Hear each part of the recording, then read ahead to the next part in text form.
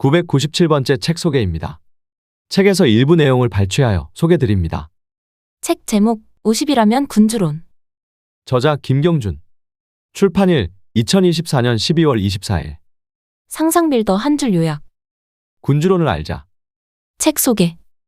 마키아벨리의 관점으로 지천명의 삶을 승부한다. 불확실성의 시대에도 바뀌지 않는 500년의 통찰. 인간은 누구나 현실과 이상의 중간지대에서 살아간다. 나아가 인류가 지나온 발자취를 보면 땅을 바라보는 현실론과 하늘을 쳐다보는 이상론의 두 관점이 반복되었다. 각자 확고부동한 장단점과 한계를 지니고 있기 때문일 것이다. 하지만 사람이 빵만으로 살 수 없지만 빵 없이도 살 수 없는 현실에서 현실적 리더십은 생존의 필요 조건이다. 이 책 50이라면 군주론은 고귀한 이상을 추구하려면 냉엄한 현실을 다루는 현실적 리더십을 갖춰야 한다는 니콜로 마키아벨리의 사상을 그의 대표작 군주론과 다양한 사례로 해석하고 논증에 전하고 있다. 흔히 마키아벨리를 선악을 가리지 않는 목적지상주의자 정도로 알고 있는데 실체는 실종되고 단편적 이미지만 남아있기 때문이다. 인간의 본성, 조직의 성격, 리더십, 통치 기술 등의 핵심을 꿰뚫는 고전 군주론을 제대로 짚을 필요가 있다. 50에는 조직에서 리더의 역할을 경험하고 젊은 시절 품었던 이상과 사회생활에서 실제로 맞닥뜨린 현실의 간극을 실감한 나이다. 나아가 공자가 지천명이라고 했듯 세상을 보는 나름의 관점이 정립되는 나이다. 고귀한 이상을 추구하려면 냉혹한 현실을 다룰 줄 알아야 한다는 마키아벨리의 통찰이 50의 생존과 번영을 위한 보편적 진리를 증언하고 있다. 주먹으로 평화를 확보한 스위스와 탁월한 작전과 기민한 외교의 핀란드. 마키아벨리는 위선과 가식을 버리고 리더가 가져야 할 힘과 역량에 대해 정면으로 이야기한다.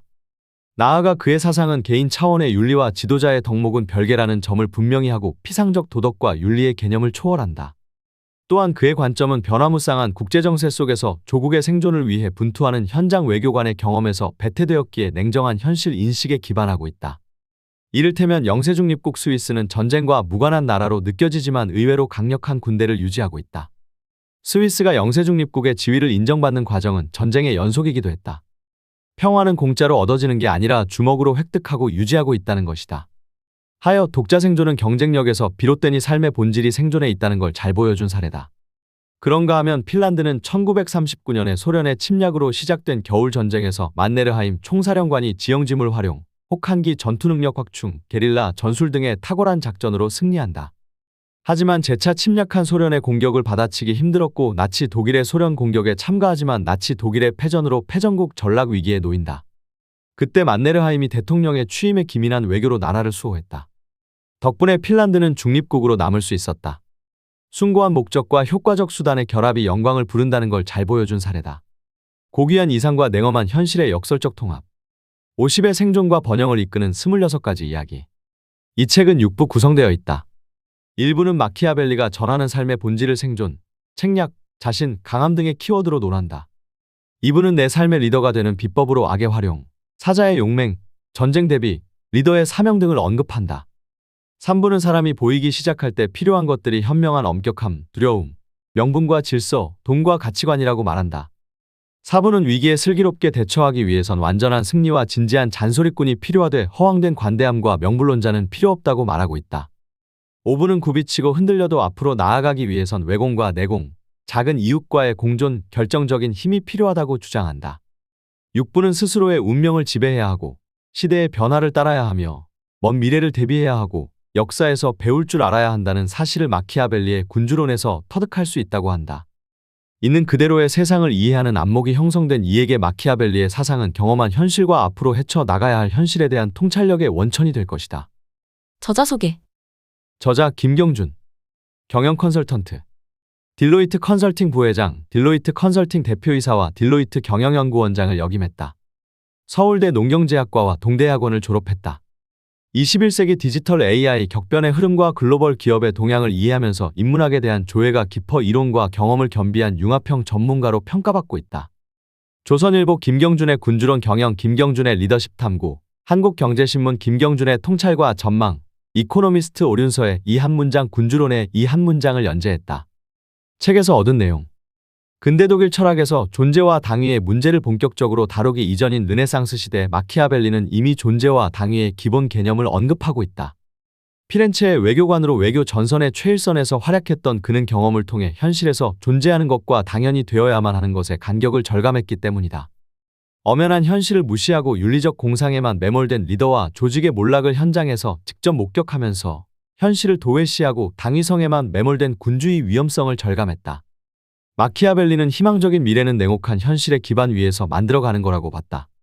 마키아벨리는 시칠리아 시라쿠사 왕국에서 미천한 평민으로 태어나 왕위에 오른 아가토클레스를 불명예의 대상으로 지목했다. 그는 권력을 쟁취하고자 효과적인 수단을 사용했으나 목적이 천박했다. 젊은 시절 방탕하게 생활하던 아가토클레스는 군대에 들어가 시라쿠사 군대의 사령관이 되었다. 이후 시라쿠사의 권력을 장악하기로 결심하고 시칠리아에 주둔하고 있던 카르타고 군사령관 하밀카르 바르카와 은밀히 내통한다. 그는 중대 사항이 발생한 것처럼 위장의 유력자들을 소집한 뒤 병사들을 동원해 모조리 살해했다. 이후 시라쿠사의 왕이 되었고 카르타고와의 전쟁에서도 이겨 권력 기반을 견고히 다졌다. 그러나 그는 권력욕에 눈이 멀어 군주가 된 사람이었을 뿐 진정한 덕성을 갖춘 통치자라는 평가를 당대에도 그리고 후대에도 얻지 못했다. 리더의 엄격함은 개인적 성향이 아니라 공동체를 위한 리더의 역할이라는 관점에서 바라봐야 한다. 국가 지도자는 영토를 지켜야 하고 군대 지휘관은 규율을 유지해 적군에게 승리해야 하며 경영자는 경쟁력을 확보해 기업을 생존시켜야 하는 임무가 있다. 엄격함이 개인 차원의 감정이 아니라 공동체를 위한 공인의식에 기반하고 있다면 리더에겐 오히려 바람직하다. 이런 점에서 마키아벨리는 평면적 자애심이 아닌 현명한 엄격함이 조직 전체를 살리는 진정한 자비가 될 수 있는 리더의 역설을 꿰뚫고 있다. 위기 대응 체제의 출발점은 핵심 인력으로 컨트롤 타워를 구축하는 것이다. 최고 경영자를 포함한 주요 경영진들이 컨트롤 타워를 중심으로 상황을 장악하고 위기 극복을 위한 의사결정을 진행하며 실무진의 실행과 점검을 제어한다. 평상시에 자율 경영 등의 구호는 폭풍우가 지나갈 때까지 한편에 치워두는 게 좋다. 비상시에는 그에 맞는 의식과 조직으로 무장해 대처해야 한다. 평상시 바다를 항해하던 배에선 각자 맡은 위치에서 자신의 역할을 다하는 것으로 충분하지만 폭풍우를 만나면 선장을 포함한 핵심 선원들이 조타실에 모두 모여 상황을 파악하고 대처해 나가는 것과 마찬가지다. 위기를 맞은 조직은 무엇보다도 통제와 효율을 높여 생존력을 확보해야 하는 것이다. 성취는 문제의 본질을 통찰하고 해결하는 새로운 생각과 과감한 실행의 결과물이다. 새로운 생각은 기존 질서에 익숙한 사람들에겐 불편하고 거부감을 불러온다. 이런 부분을 감수하지 않으면 성취는 없다. 뭔가를 이루려는 야심에는 힘이 필요하다. 야심은 있으나 힘이 없으면 추진력이 없다. 힘은 있으나 야심이 없으면 깡패로 전락한다. 야심도 없고 힘도 없으면 화려한 언변의 훈수꾼에 불과하다.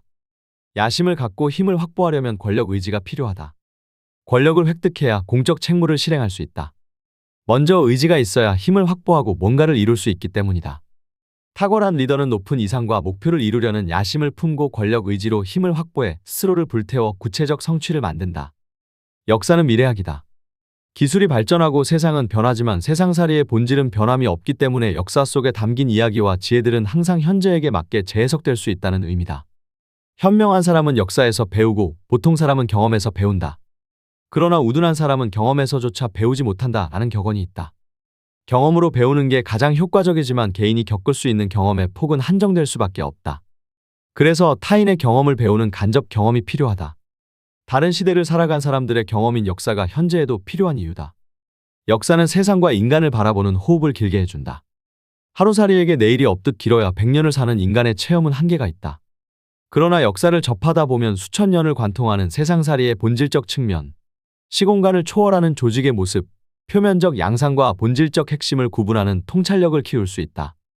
역사는 현실의 당면 과제를 헤쳐나가는 가이드라인을 제시한다는 점에서 인문학의 백미라고 생각한다. 지천명에 공감하는 마키아벨리의 통찰. 마키아벨리와의 첫 만남은 1980년대 초반, 학창시절이었다. 숙제 때문에 접한 군주론에 별다른 감흥은 없었다. 현실 경험이 전무했던 학생이 마키아벨리를 이해하기에는 역부족이었고 오히려 막연한 반감이 들기도 했다. 학업을 마치고 사회생활이 시작되었다. 시간이 흐르면서 조직 내부의 복잡하고 섬세한 역학관계를 보는 눈이 생기고 무엇보다 표면적 명분에 현혹되지 않고 그 뒤에 숨어있는 현실적 이해 관계를 감지했다.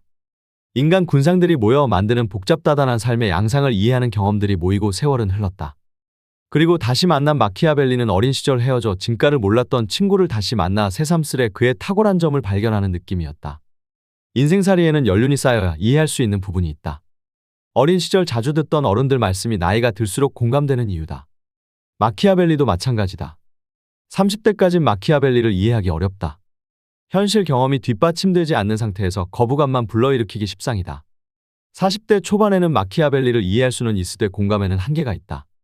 현실 경험은 헬스대 조직 내 역할이 제한적이고 경험이 갈무리 되기에는 이르기 때문이다. 마키아벨리를 이해하고 공감할 수 있는 연륜은 적어도 40대 후반부터라고 생각한다.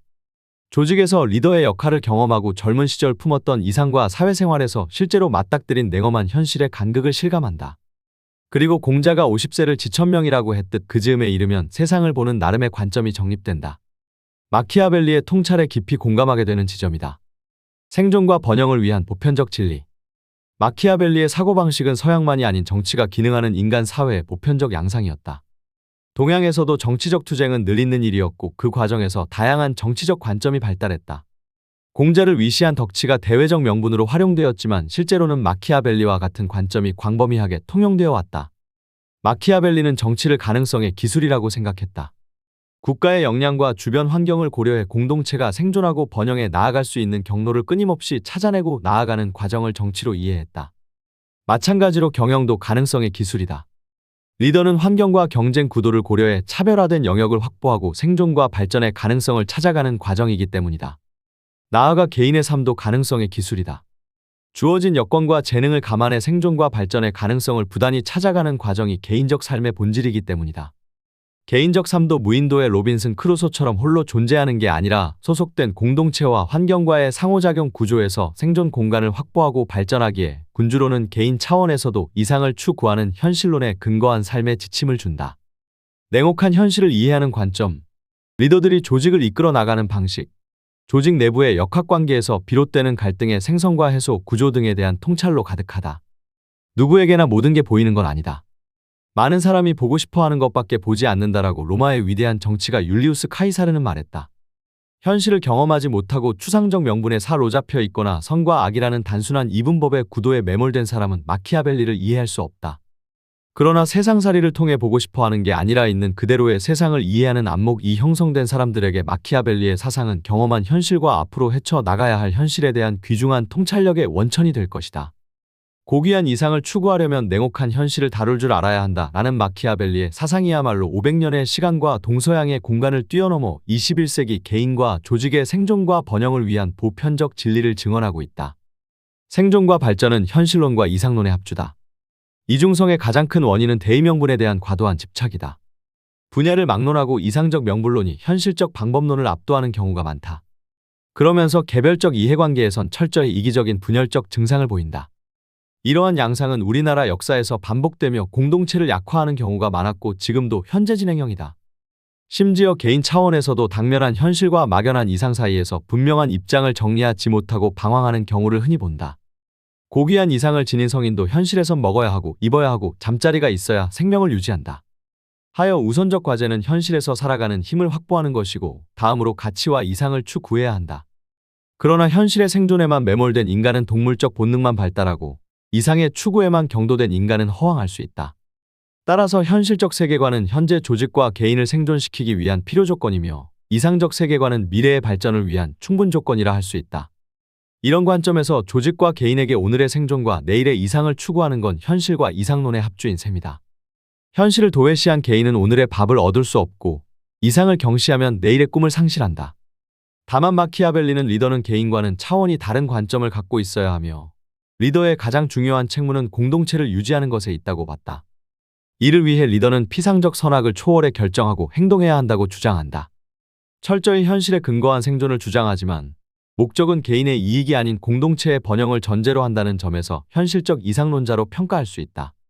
희망과 용기로 현실을 헤쳐나가야 한다. 로마인 이야기의 저자 시오노 나나미는 평생 역사와 인간을 공부하면서 느낀 단상을 인간은 자기가 살았던 시대의 위기를 다른 어느 시대의 위기보다 가혹하게 느끼는 성향이 있다. 승자와 패자를 결정하는 건 당사자가 가진 자질의 우열이 아니라 갖고 있는 자질을 어떻게 활용했는가에 달려있다로 압축했다. 시대를 막론하고 개인이나 조직이 현실에서 생존하는 건 말처럼 쉽지 않다. 이런 측면에서 시오노의 지적을 인간은 누구나 자신의 삶이 타인의 삶보다 힘들고 가혹하다고 느끼는 성향이 있다. 승자와 패자를 결정하는 건 자질의 우열이 아니라 자질을 활용할 수 있는 합리적 세계관이다. 로 변형할 수 있겠다. 합리적 세계관이란 생존과 현실의 기반을 두고 가치와 이상을 추구하는 균형 잡힌 관점이라고 생각한다. 마키아벨리는 군주론으로 단편적 선악과 도덕에 얽매여 복잡다단한 현실에 제대로 대처하지 못하고 공동체를 파탄시키는 리더들에게 경고했다. 실제로 리더는 물론 개인의 삶조차도 평면적인 선악 개념으로만 재단하기에는 무리가 따른다. 헐기방장한 약관에는 선악의 이분법이 주는 명확함이 매력이지만 세월이 흐르고 현실 경험이 쌓이면 전후 맥락을 생략한 평면적 인선악의 이분법이 갖는 한계와 부정적 측면을 실감한다. 오히려 절대적 선함을 강조하는 지식인, 종교인, 정치인 등의 위선과 이중성이 만드는 폐단을 경험한다. 마키아벨리의 사상은 이 지점에서 현재적 생명력을 갖는다. 그는 선악을 부정하는 반도덕이 아니라 선악을 초월하는 초도덕을 주창했고 부정적 비관도 아니고 박연한 낙관도 아닌 긍정적 현실론에 기반을 두고 있다는 점에서 현실에 기반한 낙관주의로 평가할 수 있다. 현실주의자는 환경에 불만을 갖거나 박연한 기대를 갖기보다 현실을 인정하고 극복할 수 있는 방안을 찾는 사람들이다. 따라서 마키아벨리는 바람의 방향에 맞춰 옷을 조정하는 현실론자인 셈이다. 냉엄한 현실에 대처할 수 있는 역량을 확보한 뒤 숭고한 이상을 추구하라는 현실론이야말로 마키아벨리의 사상이 수많은 비난과 조롱에도 500년 동안 인류의 고전으로 살아남은 이유다. 지금까지 상상빌더였습니다. 감사합니다.